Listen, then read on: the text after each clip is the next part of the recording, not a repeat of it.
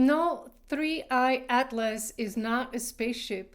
It is a giant rock, but it is also very alien, intelligent, and sentient. So, how can a space rock be alien, intelligent, and sentient? Is exactly what motivates me today to make this video. We have a very interesting understanding of what extraterrestrial communication should look like here on this planet, and today I would like to take the opportunity to bring a brand new, fresh perspective.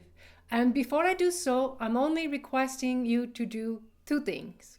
The first one is that you let go of any preconceived ideas that you may have gotten from Hollywood, movies, and things like that about extraterrestrials and spacecraft and even the scientific community, like with telescope looking for like ET out. Like, let's just put these concepts on pause for the remaining of the video. And the second one is I would like you to take the time to drop your awareness into your guts, into your heart, into your physical body. And as I will be sharing this information with you, pay attention how you feel in your body. Because what I'm about to share with you, you already know. On a cellular, sorry, my French here. On a cellular level, you already know this information. I'm just helping to bring it back to our conscious awareness. My name is Isabelle, and welcome back to the download. When 3i Atlas became a global phenomenon this summer, it didn't take long for social media, psychic, and other groups that I partake on to start relating channel messages from this object, and it was always paired with a nice AI picture of a very high-tech spaceship.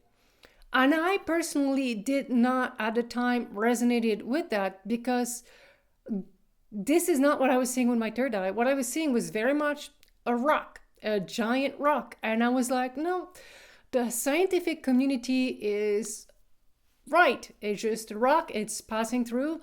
I don't know why all of these channelers are starting to channel things, and I stayed out of it. I was like, unless it communicates with me directly, I'll pay attention. If not, I don't want to fuel to the madness, if you say, or drink the Kool-Aid. Even as a psychic, I remain very skeptical, always, of everything that I encounter and comes in my space. I like to take my time with things. Let's just put it this way. So it's not until recently, very recently, when it came to my awareness that 3i Atlas was going behind the sun and it was going to disappear out of our sight for some reason for like 8 days. And when that happened, my social media got flooded with like pictures of the Northern Lights and Northern Lights being seen in certain places in the world where they've never seen it before. It was an incredibly rare phenomena to see them. And I was like, wait a minute, maybe there's more to this 3i Atlas than it leads on, and perhaps I need to just communicate with it myself and see what's up. So I did. And what I saw was not only a giant rock, but this rock had crystals in it. And these crystals look like fancy jewels, like things you would see on a crown, like red rubies, green emeralds, and a very like yellow one, super beautiful. I don't know what they all were. All I knew is it felt really rich. So now here's the thing. I asked to see, okay, show me 3i Atlas just the way it is, and it went back to being a giant rock. So what I'm trying to get at here is when we start interacting as psychic with energies out in the cosmos or outside of our visual range, we are extracting information from it, and this information may come through symbols. Now, my consciousness will know that I would associate crystals with information, because you can store a lot of information in crystals, and it can also emanate frequencies, right? And again, just for psychic awareness here, because it is a psychic development channel, it is like, if you think of communicating with things, it doesn't hurt to have like two screens with your third eye. One screen to see things as is, and the other one like, okay, now I want to extract information. So of course the picture is going to look different, and again, you look at the picture to extract information and how you feel, and then you still get to see exactly what it looks like in its natural form. And I found that incredibly helpful. And that would explain why certain people were seeing advanced spaceships, because their third eye was relating the messages to them that, wait a minute, like, you are interacting with an incredibly advanced technology. And how could the giant rock be advanced technology? Here's the thing. We do not live in a three-dimensional universe. We are an organic being with an organic brain who can only see and perceive up to the third dimension. Therefore, when we look out into space, we look at space as a three-dimensional space. There's a huge difference here. And what I'm getting at is this object, which is extraterrestrial technology, doesn't come from outer space, from a three-dimensional space. It comes from a different dimension. So this is why it comes as a rock that has a lot of minerals in it, that acts like crystal, which can store a lot of information, as well as emit a lot of information. And we'll cover that information in a minute here. But what I'm getting at is thinking outside of the box when it comes to extraterrestrial interstellar technology. Is it may not appear in the ways into which we would think it would come. Like here on Earth, we have metal, we have like high-tech technology. If you say we have cell phones, we have AI, we have microchips, we have all kinds of things that are very high-tech, laser beams, you name it, we have it. In other dimensions, the material into which they have access to communicate and do the same things that we do with our technology is going to look different. And they don't need to be mining out there like gold and things like that. They can just use what's already available in its rawest form in our universe, in our three-dimensional plane, and use that to communicate. So why would there be beings wanting to communicate with us in this fashion? There's multiple answers here, and I'm going to cover them. First, what information are we talking about here? There was a time during my awakening where I would go to bed at night and I would wake up in a completely different world. And I was surrounded with people in uniform, and I would look at myself and I was a civilian. But I was on different planets at different time period, and I noticed there was a lot of wars within our galaxies, between different civilizations. And I remember at one point I was in this world, one of these worlds, and I see a military spacecraft landing. And then I'm seeing all of these military personnel coming out. And me, the empathetic me, was like, oh my God, I hope they're okay. Like, have they seen a lot of weird things? And when I tap into their emotional wellness, they look fine. And then I notice that they're smiling, they're joking, their uniform is not shredded, they don't have any casualty. I'm like, what's going on here? And they started pulling out these giant boxes. It looks like coolers almost, Green Army type coolers. And they're hollowing this stuff out of this spacecraft. And within it, there's DNA, there's genetic material from outer world. So I guess you can reconcile with the ideas that there was a time in our Milky Way, there was a lot of war, and during these wars, people were doing some kind of interplanetary exchange, going to certain worlds to extract certain DNAs from certain beings, and God knows what they did with it. I want to extrapolate on that. What I'm getting at is right now, we have apparently, our galaxy have reached a peace treaty. There is no more war. We have, on the galactic level, have transcended the energy of war. And I've already made a video about this. It's called, what is it called? I can't remember. I'm going to be linking in the box below, so please in the description you will see. It's the political status of our Milky Way. That is the name of the video. What is the political status of our Milky Way? And I explain all of this. So essentially, there's a peace treaty that has been reached. And now the galaxy no longer resonates with the energy of war. And now you may say, well, there's a lot of war here on Earth. Exactly.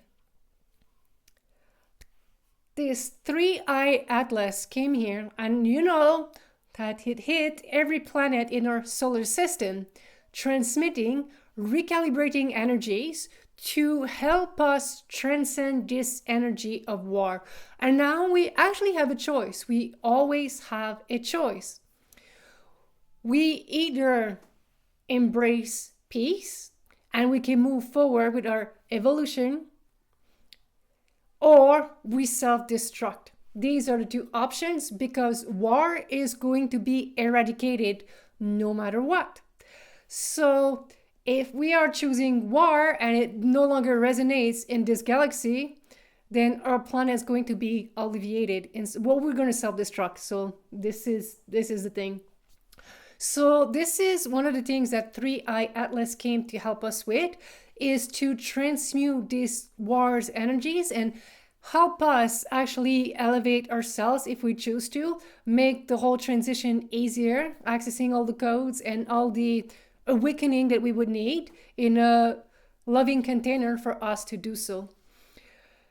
So what is the timeline between, let's say, self-destructing or like ascending? There's one thing that needs to happen before we go either direction.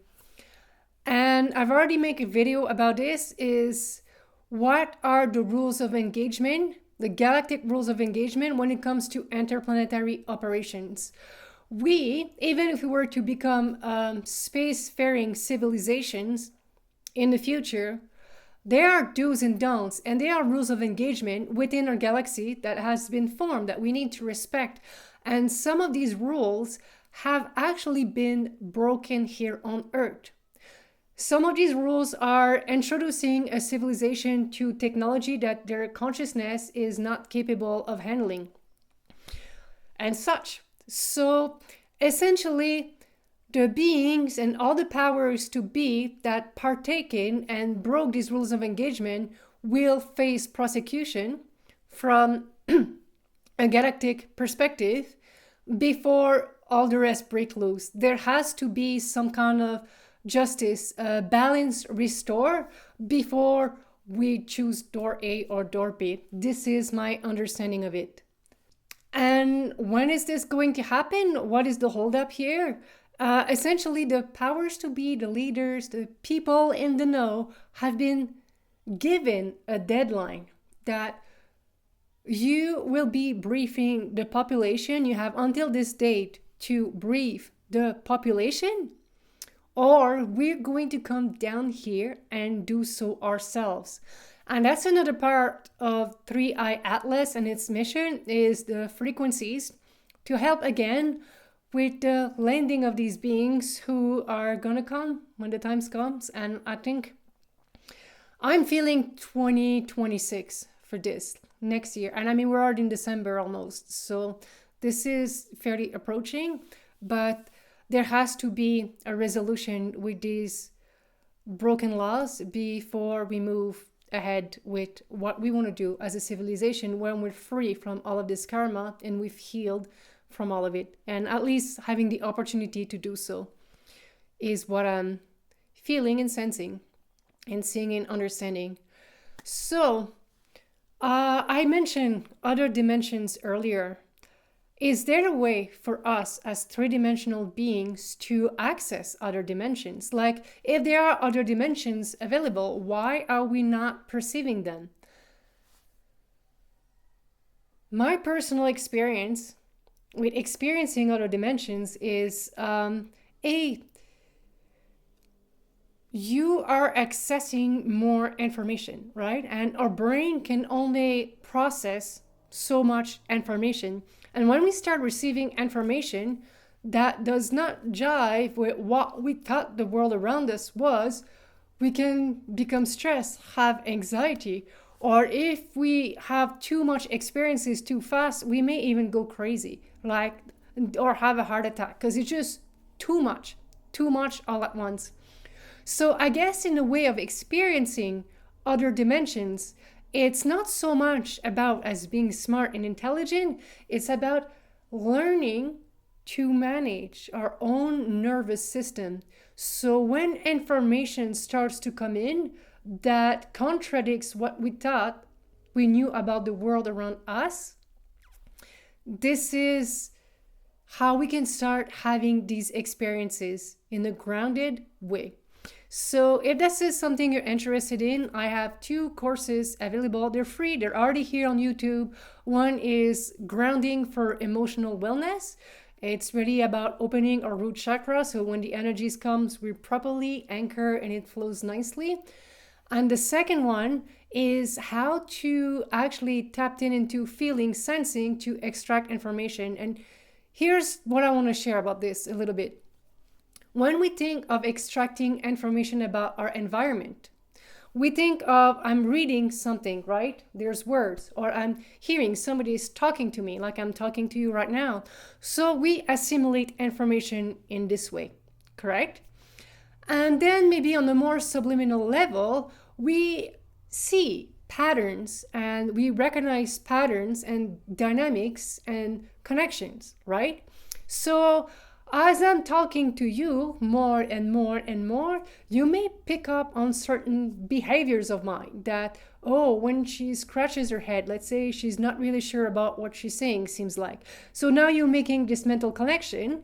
And when you see me scratch my head, you may be, the information that she's sharing right now may be a little bit out there, like that type of thing, So this is another way we extract information.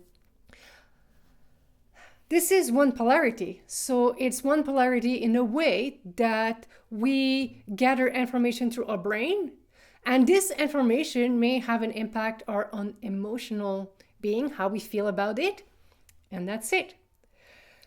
Another way to extract information is to reverse the pole, where I'm going to tap into an object, but I'm going to leave my mind off for now, and I'm just going to feel into it. And as I'm feeling into this object, images start to come through my third eyes, or I can hear words, and then I can extract knowledge and information this way. Both channels are good. I don't value one on top of the other. I'm just going to say that to have that ability to feel into things means that I don't need a telescope to see what's going on in space. I can just tune in with my heart and have the images and the information come. So again, this is something we can all learn to do.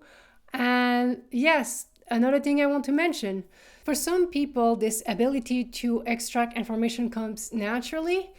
And if you were someone like me who was very left brain analytical, and all of a sudden you start awakening these abilities,